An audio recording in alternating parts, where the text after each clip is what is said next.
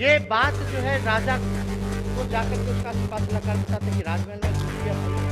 अब राजमहल में तो राजा ने बोला कि भाई अब तो हम बुद्ध धर्म अपनाने जा रहे हैं, हमने एक कुटिया भी बना रखी है, तुम एक काम करो, कमंडल जो है वो लेकर के अपना कमंडल लेकर के हिमालय पर्वत चले जाओ। अब जानेगा नया राजा और जानेगी प्रजा, हमको क्या लेना है।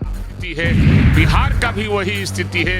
ये लोग कहते हैं कि कमंडल उठाएंगे और पहाड़ पर और हिमालय पे चले जाएंगे, और ये लोग कहानी तो स्पष्ट है, आपको बताना चाहिए जनता को कि उन्होंने स्पष्ट रूप से बता दिया। राजा जो है वो तैयारी कर रहा है संन्यास की, और राज लूटे या कुछ हो उसको राज जाए तेलहंडा में, लेकिन हम राज करते रहेंगे जब तक राज रहेगा, तब तक मैं करता रहूँगा। नमस्कार, मैं हूं देवांशु, आप देख रहे हैं न्यूज़ फॉर नेशन। बिहार विधानसभा में तेजस्वी यादव ने एक कहानी सुनाई। वो कहानी थी राजा की, और जिक्र था कि कमंडलधारी और ब्लैकमेल किया गया राजा को। कौन था वो कमंडलधारी, कौन था वो ब्लैकमेलर जिसका इशारा कर रहे थे कहानी के माध्यम से? नेता स्पष्ट रूप से कहानी कह दिए। समझना पत्रकारों का काम है, आम आवाम समझ रही है। अब पत्रकार नहीं समझ रहे हैं तो हम कितना समझाएं? कमंडलधारी कौन है? वो बूढ़ा लाचार राजा कौन है जो राज छोड़कर, और देश का भी वैसे ही स्थिति है, बिहार का भी वही स्थिति है। ये लोग कहते हैं कि कमंडल उठाएंगे और पहाड़ पर और हिमालय पे चले जाएंगे, और ये लोग कहानी तो स्पष्ट है, आपको बताना चाहिए जनता को कि उन्होंने स्पष्ट रूप से बताने का काम किया। राजा जो है वो तैयारी कर रहा है संन्यास की, और राज लूटे या कुछ हो उसको राज जाए तेलहंडा में, लेकिन हम राज करते रहेंगे जब तक राज रहेगा, तब तक मैं करता रहूँगा। नीतीश कुमार पे था ये आप समझिए।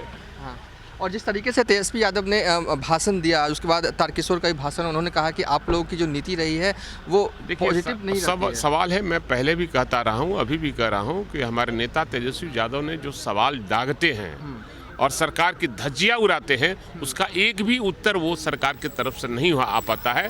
सरकार केवल पदाधिकारियों द्वारा लिखे भाषण को पढ़ते हैं, और तेजस्वी यादव जनता के समस्याओं को रखते हैं और सरकार को आईना इसलिए दिखाते हैं कि वो आंकड़े में पेश करते हैं, वही आंकड़ा बताते हैं कि आपने क्या किया।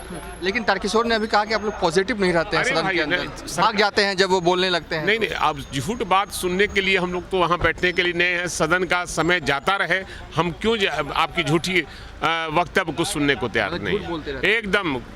चलिए, ये थे भाई वीरेंद्र, जिन्होंने कहा कि जो कहानी तेजस्वी यादव ने सुनाई सदन के अंदर राजा और कमंडलधारी की, कि राजा के घर में, राजा के राजमहल में लोग घुस आते हैं, उसके बाद राजा कहता है कि अब मुझे इसका क्या करना, मैं तो जा रहा हूँ, जो नया राजा आएगा वो समझेगा। तो कहानी का सारांश भाई वीरेंद्र ने इशारों में समझाया कि तेजस्वी यादव किसे कह रहे थे ऐसा राजा। हालांकि हमने उनसे पूछा क्या ये कहानी सीएम नीतीश कुमार पर फिट बैठती है, तो उन्होंने कहा कि ये इशारा तो आप भी समझ ही रहे हैं। फिलहाल अभी तक के लिए इतना ही। आप देखते रहिए न्यूज़ फॉर नेशन।